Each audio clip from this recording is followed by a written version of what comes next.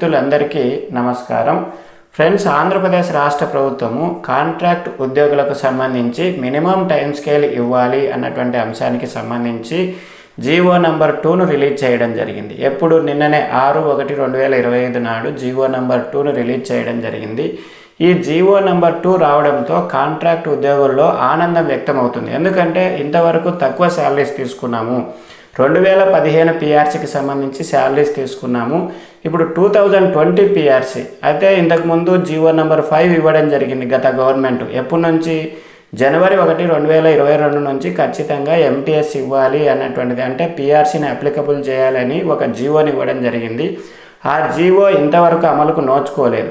ఇప్పుడు ప్రభుత్వం మారింది కాబట్టి చంద్రబాబు నాయుడు గారు, లోకేష్ గారు, అదేవిధంగా పవన్ కళ్యాణ్ గారు దీని గురించి చాలా చర్చించి ఆలోచించి కాంట్రాక్ట్ ఉద్యోగులకు సంబంధించినటువంటి మినిమం టైం స్కేల్ను పెంచాలి, 2020 పిఆర్సీ ఏదైతే ఉందో దాన్ని అమలు చేయాలి అన్నటువంటి ఉద్దేశంతో జీవో నంబర్ 2ను తీసుకొని రావడం జరిగింది. ఈ జీవో నంబర్ 2లో ఖచ్చితంగా 7 పాయింట్లు ఉన్నాయండి.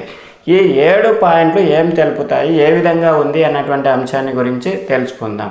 ఈ జీవో వివరాల్లోకి వెళ్ళినట్టయితే ఇక్కడ చూడండి, government of Andhra Pradesh abstract finance department contract employment in government departments, universities and societies, remuneration and other benefits comprehensive orders issued అన్నటువంటిది ఇక్కడ ఇవ్వడం జరిగింది. ఈ జీవోలో మొత్తం 7 పాయింట్లు ఉన్నాయి. ఈ 7 పాయింట్లలో వాళ్ళు ఏమి వివరించారు అంటే ఖచ్చితంగా ఎంటీఎస్ ఇవ్వాలి, ఎక్స్గ్రేషియా ఇవ్వాలి, మెటర్నిటీ లీవ్ అన్నటువంటిది శాంక్షన్ చేయాలి అన్నటువంటి దాని గురించి ఈ 3 అంశాల గురించి చాలా స్పష్టంగా ఇవ్వడం జరిగింది.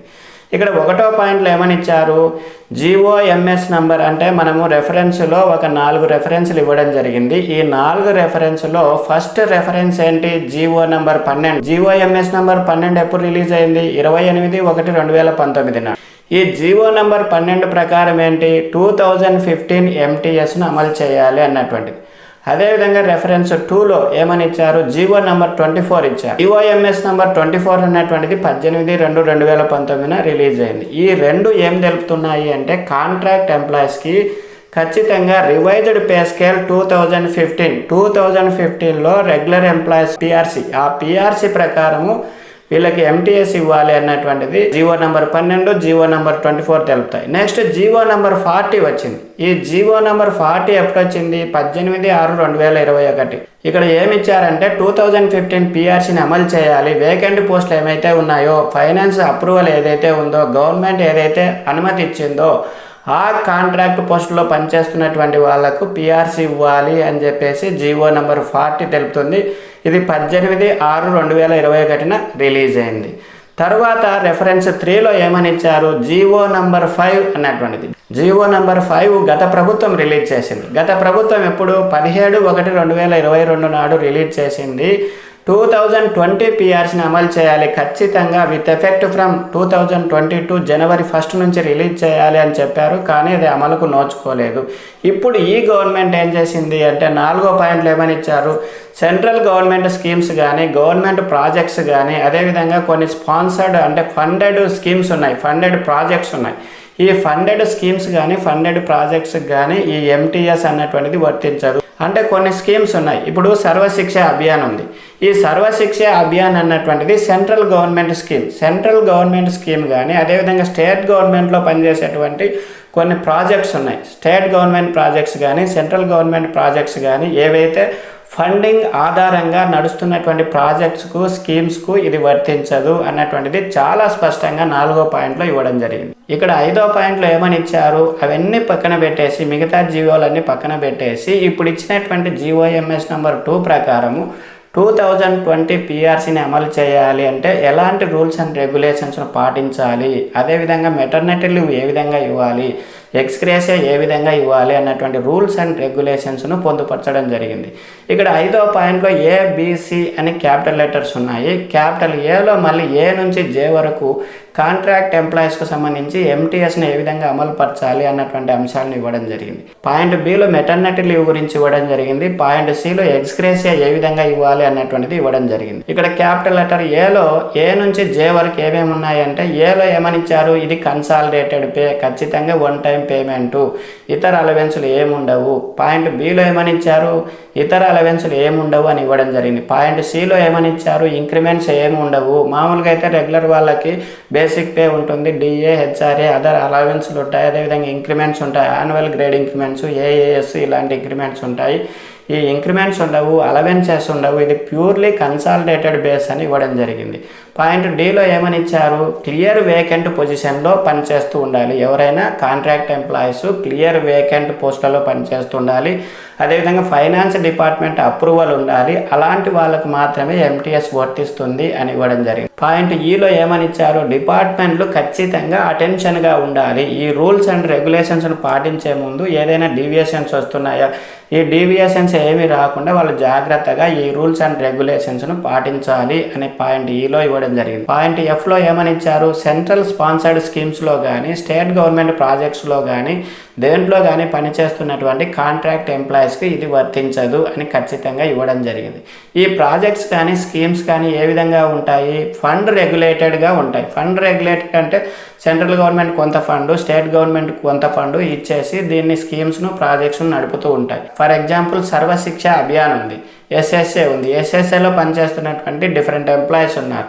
సెంట్రల్ గవర్నమెంట్ కొంత ఫండ్, స్టేట్ గవర్నమెంట్ కొంత ఫండ్ ఇస్తుంది. దాంట్లో పనిచేసేటువంటి కాంట్రాక్ట్ ఎంప్లాయీస్కు వర్తించదు. సెంట్రల్ గవర్నమెంట్ స్కీమ్స్ కానీ స్టేట్ గవర్నమెంట్ ప్రాజెక్ట్స్లో పనిచేసేటువంటి వాళ్ళకు ఇది వర్తించదు అన్నటువంటిది స్పష్టంగా ఇవ్వడం జరిగింది.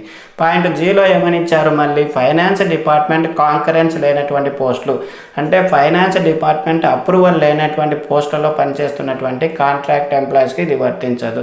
ఫైనాన్స్ వేటికి అప్రూవల్ ఉంటుంది, రెగ్యులర్ వేకెన్సీలో ఉన్నటువంటి వాళ్ళకు మాత్రమే ఇది వర్తిస్తుంది అని చెప్పేసి. పాయింట్ హెచ్లో ఏమని ఇచ్చారు, కన్సల్టెంట్స్ కానీ అడ్వైజర్స్ కానీ ఆఫీసర్ ఆన్ స్పెషల్ డ్యూటీలో పనిచేసేటువంటి వాళ్ళకు ఇది వర్తించదు. అంటే వాళ్ళను గవర్నమెంట్ తీసుకుంటుంది. సలహాదారులు కొంతమంది ఉంటారు, కన్సల్టెంట్స్ ఉంటారు, ఆఫీసర్స్ ఆన్ స్పెషల్ డ్యూటీ ఉంటారు, రిటైర్ అయినటువంటి వాళ్ళకి ఇచ్చి ఉంటారు కాంట్రాక్ట్ పోస్టులు, వాళ్ళకి ఎంటీఎస్ వర్తించదు అని చాలా స్పష్టంగా ఇవ్వడం జరిగింది. పాయింట్ ఐలో ఏమని ఇచ్చారు, అవుట్ సోర్సింగ్ ఎంప్లాయీస్ ఎవరైతే ఉన్నారో వాళ్ళకి ఎంటీఎస్ వర్తించదు అని చాలా స్పష్టంగా ఇవ్వడం జరిగింది. చాలామంది అవుట్ సోర్సింగ్ ఎంప్లాయీస్ అడుగుతూ ఉంటారు, మాకు ఎంటీఎస్ వస్తుందా రాదా అని. ఖచ్చితంగా అవుట్ సోర్సింగ్ ఎంప్లాయీస్కు రాదు అని పాయింట్ ఐలో ఇవ్వడం జరిగింది. పాయింట్ జేలో ఏమని ఇచ్చారు, ఇంతవరకు తీసుకున్నారు పర్వాలేదు బాగుంది, ఇప్పటి నుండి హయ్యర్ అఫీషియల్స్ కానీ హెడ్ ఆఫ్ ది డిపార్ట్మెంట్ కానీ ఖచ్చితంగా కాంట్రాక్ట్ పోస్టులు తీసుకోరాదు.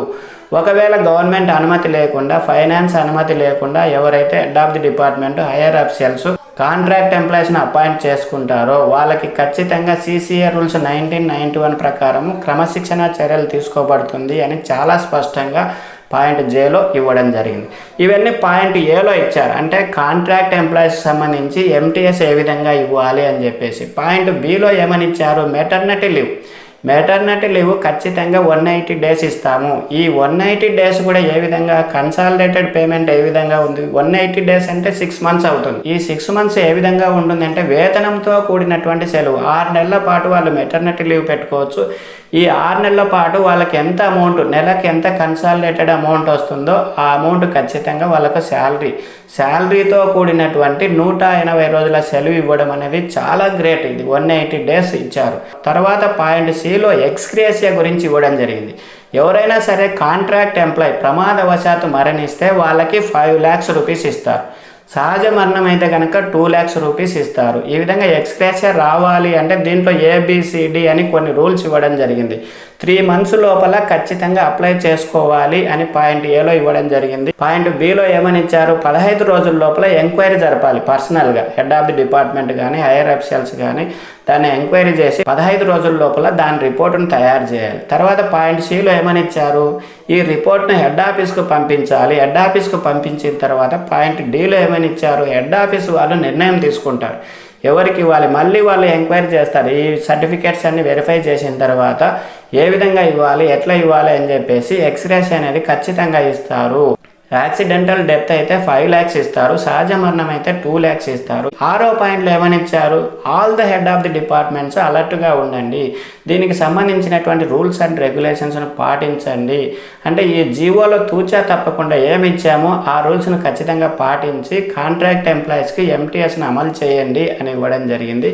7వ పాయింట్లో ఏమని ఇచ్చారు, పలానా వెబ్సైట్లో ఈ జీవో ఉంది, www.goir.ap.gov.in అనేటువంటి వెబ్సైట్లోకి వెళ్ళి అందరూ ఈ జీవోను చూసుకోవచ్చు అన్నటువంటిది 7వ పాయింట్లో ఇవ్వడం జరిగింది. ఈ విధంగా 7 పాయింట్లతో కూడినటువంటి జీవోఎంఎస్ నెంబర్ 2ను ప్రభుత్వం రిలీజ్ చేయడం వల్ల కాంట్రాక్ట్ ఎంప్లాయీస్ ఆనందోత్సాహాలను వెలుబుచ్చుతూ ఉన్నారు.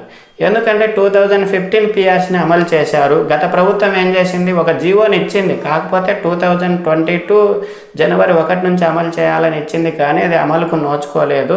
అయితే ఇప్పుడు ఈ ప్రభుత్వం వచ్చిన తర్వాత చంద్రబాబు నాయుడు గారు, లోకేష్ గారు, పవన్ కళ్యాణ్ గారు వీళ్ళంతా బాగా చర్చించుకొని ఖచ్చితంగా కాంట్రాక్ట్ ఎంప్లాయీస్కి శాలరీస్ పెరగాలి అన్నటువంటి ఉద్దేశంతో ఈ జీవోఎంఎస్ నెంబర్ 2ను రిలీజ్ చేయడం జరిగింది. ఇంతకుముందు 2015 పిఆర్సీ తీసుకున్నారు. ఈ పిఆర్సీ ప్రకారం వచ్చినటువంటి శాలరీ చూస్తే ఇప్పటి శాలరీకి ఖచ్చితంగా 30% వేతనం అనేది పెరిగేటువంటి అవకాశం ఉంది.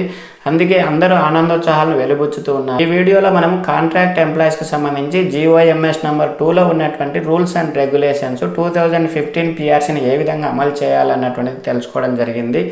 నెక్స్ట్ వీడియోలో మనం ఏం డిస్కస్ చేస్తామంటే 2015 పిఆర్సీ ప్రకారము మనం ఎంత తీసుకుంటున్నాము, 2022లో పిఆర్సీ ప్రకారం ఏ విధంగా వస్తుంది, ఈ జీవో అమలు చేస్తారు ఖచ్చితంగా, ఈ నెలలో కానీ వచ్చే నెలలో కానీ అమలు చేస్తారు, అమలు చేసిన తర్వాత ఎంత శాలరీ పెరుగుతుంది అన్నటువంటిది నెక్స్ట్ వీడియోలో మీకు వివరిస్తాను. ఖచ్చితంగా మా ఛానల్ సబ్స్క్రైబ్ చేసుకోండి. మరింత సమాచారం కోసం మా ఛానల్ మీకోసం వేచి ఉంటుంది. మీరందరూ మాకు శ్రేయోభిలాషులే. ఖచ్చితంగా మీకు అందరికీ శాలరీ పెరగాలి, అందరూ ఆనందంగా సంతోషంగా ఉండాలని కోరుకుంటూ మీకు అందరికీ ఆల్ ద బెస్ట్ తెలుపుతున్నాను ఫ్రెండ్స్. All the best.